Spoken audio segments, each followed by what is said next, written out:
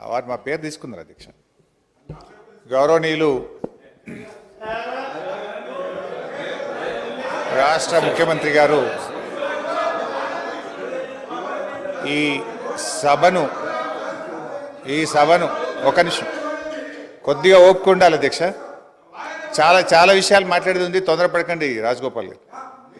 అయితే గౌరవ ముఖ్యమంత్రి గారు ఈ సభను తప్పుదోవ పట్టించే విధంగా కొన్ని వ్యాఖ్యలు చేశారు. సభ యొక్క రికార్డులు సరిచేయాల్సినటువంటి అవసరం ఉంది కనుక నేను ఈ అవకాశం తీసుకున్నాను అధ్యక్ష.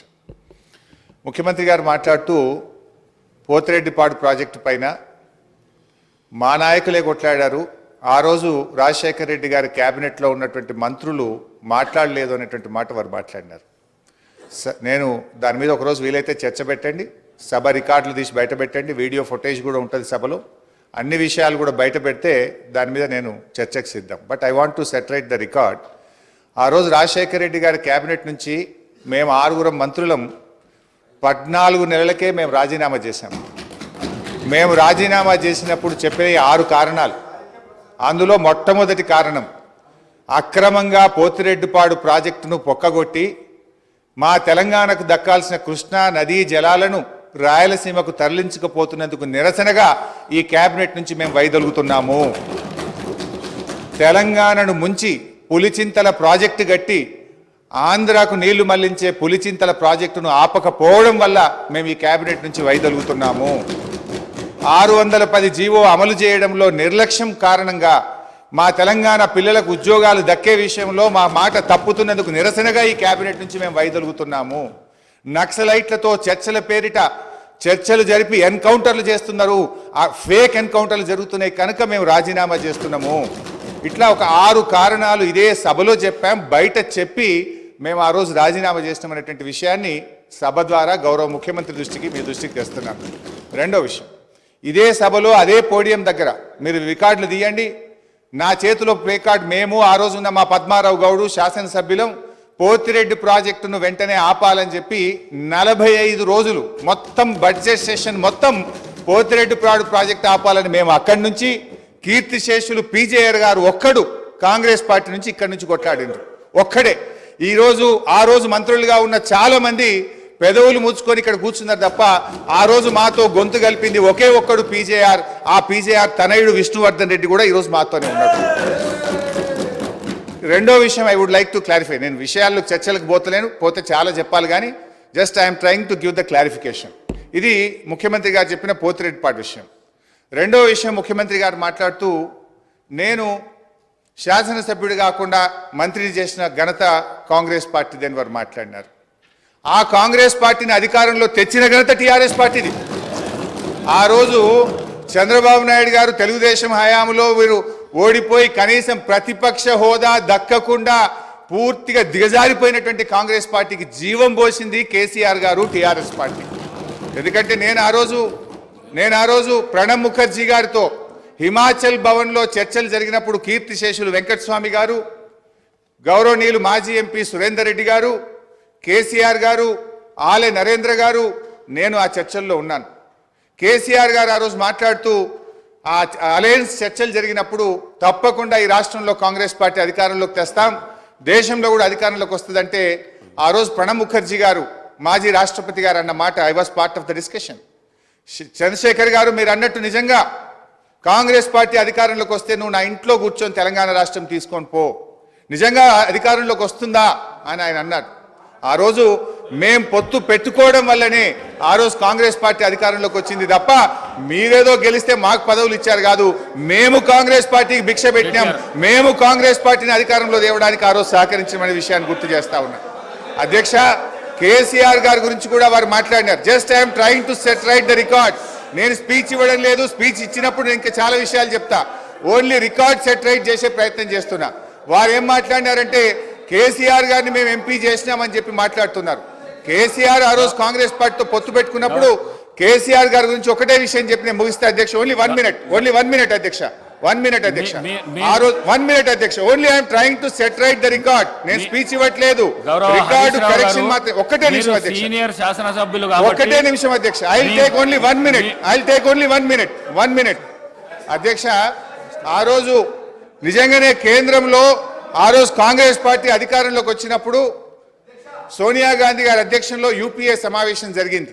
ఆ యూపీఏ సమావేశంలో సోనియా గాంధీ గారు కేంద్ర మంత్రివర్గంలో కేసీఆర్ గారిని చేరమన్నప్పుడు కేసీఆర్ గారు ఒక మాట చెప్పారు, కామన్ మినిమం ప్రోగ్రాంలో తెలంగాణ అంశం పెడితేనే నేను క్యాబినెట్లో చేరతా, నేను పదవుల కోసం రాలేదు, తెలంగాణ కోసం ఢిల్లీకి వచ్చినా అని చెప్పిండు కేసీఆర్ గారు.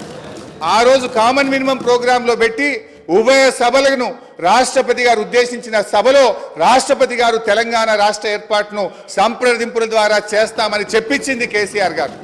ఆ రోజు షిప్పింగ్ పోర్ట్ఫోలియో ఇస్తే అధ్యక్ష, ఆ రోజు షిప్పింగ్ పోర్ట్ఫోలియో ఇస్తే అధ్యక్ష షిప్పింగ్ పోర్ట్ఫోలియో ఇస్తే అధ్యక్ష ఒక్కటే నిమిషం, ఆ రోజు డిఎంకే పార్టీ మాకు షిప్పింగ్ పోర్ట్ఫోలియోగా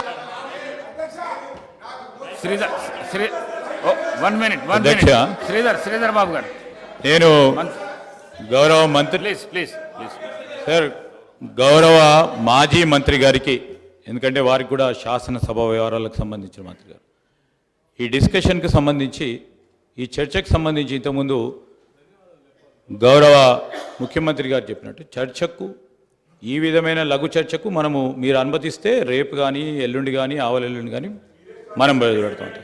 అధ్యక్ష, వారికి నేను ఈ విధంగా మీరు అందరికీ మరి అవకాశం ఇస్తే సమయం సరిపోదు సార్. నేను గౌరవ ప్రతిపక్ష సభ్యులను కూడా కోరుతా ఉన్నాను, గవర్నర్ ప్రసంగాన్పై ధన్యవాద తీర్మానం విషయంలో స్పష్టంగా మీరు చెప్పే అనేక అంశాల విషయంలో 50 సంవత్సరాల చరిత్ర గురించి కానీ చెప్పండి. మీరు 10 సంవత్సరాల కాలం పాటు, నేను దాంట్లో 5 సంవత్సరాలు ఉన్నాను, అదే చెప్తూ వచ్చారు, ప్రజలు అందరూ కూడా వింటూ వచ్చారు. ఆఖరుకు తీర్పు ఏ విధంగా ఇచ్చారో ఇప్పటికైనా మీరు దయచేసి రియలైజ్ కావాలని కోరుతా ఉన్నారు.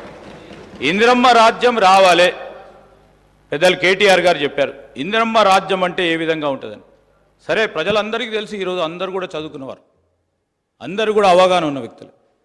అయినా కానీ ఇందిరమ్మ రాజ్యంలోనే సామాజిక న్యాయం జరిగింది, ఇందిరమ్మ రాజ్యంలోనే పేదవారికి న్యాయం జరిగింది, ఇందిరమ్మ రాజ్యంలోనే ఇల్లు వచ్చినాయి, ఇందిరమ్మ రాజ్యంలోనే భూములు వచ్చినాయి, ఇందిరమ్మ రాజ్యంలోనే పోడు భూములు వచ్చినాయి. ఈరోజు ఆ విధమైన మరొక్కసారి ప్రభుత్వం రావాలనే ఆలోచనతోనే తీర్పిచ్చారు కనుక, ఆ క్రమంలో కొత్త ప్రభుత్వం ఏర్పాటైన తర్వాత మీరు ఏదైనా మీ ఆలోచనలు ఇస్తే తప్పకుండా మేము ఒక కన్స్ట్రక్టివ్ క్రిటిసిజం చేయండి, we will try to accept it. కానీ పదే మళ్ళా 50 సంవత్సరాలకు అంతపూర్వకము పెద్దలు హరీష్ రావు గారు చెప్పారు, మేం చేయబట్టి కాంగ్రెస్ పార్టీ అధికారంలోకి వచ్చిందని. మేము 91 మంది ఉన్నాము, 95 మేము ఉన్నాము, మీరు ఉన్నది ఎంతమంది? దాని తర్వాత ఎన్ని సీట్ల మీరు నిలబడ్డారు, ఎంతమంది గెలిచారు? దాని తదుపరి జరిగిన 2000 ఎన్నికల్లో ఎంతమంది మీరు నిలబడ్డారు, ఎంతమంది గెలిచారు? ఇవన్నీ కూడా బేరీజ్ చేసుకోవడానికి మరొకసారి ఒక చర్చ పెట్టండి అధ్యక్ష. కానీ నేను దయచేసి గౌరవ సభ్యులందరినీ కూడా కోరుతా ఉన్నాను, ఈరోజు గవర్నర్ గారి ప్రసంగంపై ఈరోజు వారి పేరు తీశారనుకో వారు మాట్లాడుతూ అంటారు, వీరి పేరు తీశారనుకో వీరు మాట్లాడుతూ అంటారు. దయచేసి నేను గౌరవ శాసనసభాపతి గారిని కోరుతా ఉన్నాను, ధన్యవాద తీర్మానంపై గౌరవ సభ్యులు మాట్లాడితే సభ అర్థవంతంగా ముందుకు సాగే విధంగా మీరందరూ కూడా సహకరించాలని కోరుతా ఉన్నాను. గౌరవ కేటీఆర్ గారు,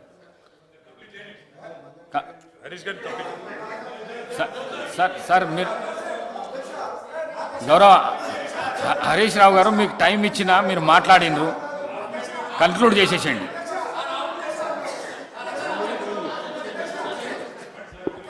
స్పీకర్ సార్, ఇప్పుడు నేను లేవాలని కానీ మాట్లాడాలని అనుకోలేదు.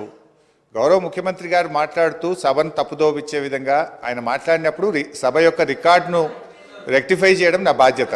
బికాస్ నేనేదో ప్రశ్నకు సమాధానం చెప్పాలనో విమర్శ చేయాలనో నేను మాట్లాడే ప్రయత్నం చేస్తలేను. వారు మాట్లాడినారు కనుక మేము డెఫినెట్గా దాన్ని క్లారిఫై చేయడం మా బాధ్యత అధ్యక్ష. అయితే అధ్యక్ష, ఆ రోజు కామన్ మినిమం ప్రోగ్రాంలో కేసీఆర్ గారు పెట్టించడమే కాదు, షిప్పింగ్ పోర్ట్ఫోలియో అడగకుండానే ఇచ్చారు. ఆ రోజు డిఎంకే పార్టీ నాకు షిప్పింగ్ పోర్ట్ఫోలియో ఇవ్వకపోతే మేము యూపీఐ నుంచి బయటకు పోతామంటే, నేను మంత్రి పదవి కోసం ఢిల్లీ రాలేదు, నాకు ఈ పోర్ట్ఫోలియో అక్కర్లేదు, వారికి ఇచ్చేయండి, నేను వచ్చింది తెలంగాణ కోసమని షిప్పింగ్ పోర్ట్ఫోలియోను స్వచ్ఛందంగా వదులుకున్నటువంటి చరిత్ర కేసీఆర్ గారిది, టీఆర్ఎస్ పార్టీది అధ్యక్ష. అధ్యక్ష, ఈరోజు రేవంత్ రెడ్డి గారు మాట్లాడుతూ మేమేదో పదవులు ఇచ్చామని, పదవులను గడ్డిపోచల్లాగా త్యజించిన చరిత్ర ఈ దేశంలో ఎవరికన్నా ఉందంటే అది కేసీఆర్కు టీఆర్ఎస్ పార్టీకి ఉంది. త్యాగాల పునాదుల మీద తెలంగాణ తెచ్చిన చరిత్ర ఉంది అధ్యక్ష. అనవసరంగా మేమేదో పదవులు ఇచ్చినామని, మేమేదో పదవుల కోసం పాకులాడినామనేటువంటి విధంగా వారు మాట్లాడద్దు. ఆ విషయానికి వస్తే రేవంత్ రెడ్డి గారు ఏబీవీపీలో షురువైండు, టీఆర్ఎస్లో పనిచేసిండు, తెలుగుదేశంలో వేయండు, కాంగ్రెస్లో వేయండు, మరి రేపు ఆడుంటాడో. పార్టీలు మారిన చరిత్రలు మీకున్నాయి, కానీ మాకు అట్లాంటిది ఏం లేదు అధ్యక్ష. ఇకపోతే మా శ్రీధర్ బాబు గారు లేచి మళ్ళీ నన్ను ఆయన గెలికే ప్రయత్నం చేసిండు, లేకపోతే నేను ఆయన గురించి మాట్లాడాల్సిన అవసరం లేదు అధ్యక్ష. ఆ రోజు ఇదే శాసనసభలో కిరణ్ కుమార్ రెడ్డి గారు ముఖ్యమంత్రిగా ఉన్నప్పుడు నీ తెలంగాణకు నీకు ₹1 అన్నాడు. పేగులు దిగదాకా కొట్లాడింది ఎవరు, పెదవులు మూసింది ఎవరో కూడా ఈ రాష్ట్ర ప్రజలకు గుర్తున్నది అధ్యక్ష. ఉన్నారు ఇవాళ ఇక్కడ చాలా మంది, ఆ రోజు ఉన్న వాళ్ళు కూడా ఇక్కడ ఉన్నారు. ఆ రోజు మేము పేగులు దిగదాకా పోడియంలోకి పోయి కొట్లాడినాము, ఆ రోజు మీరు పెదవులు మూసుకొని మాట్లాడినటువంటి చరిత్ర కూడా కాంగ్రెస్ పార్టీకి ఉంది అధ్యక్ష. నేను అనేది మాకు ఒప్పుకున్నది అధ్యక్ష. దయచేసి మీరు మా మీద విమర్శలు మాని, ప్రజలు మీకు అధికారం ఇచ్చారు, మీకు అవకాశం ఇచ్చారు, మీరు ప్రజలకిచ్చిన ఆ గ్యారంటీలు ఎలా అమలు చేస్తారో దాని మీద దృష్టి పెట్టే ప్రయత్నం చేయండి. దానికి నిర్మాణాత్మకమైన ప్రతిపక్షంగా మేము సహకరిస్తాం, సూచనలు ఇస్తాం. కానీ ఎంతసేపు మీరు మా మీద నెపాలు నెట్టో, మా మీద బురద జల్లేటువంటి ప్రయత్నం మాని ప్రజలకు మీద ఇచ్చిన హామీల అమలు మీద, పరిపాలన మీద దృష్టి పెట్టండి అని మీ ద్వారా వారికి హితవు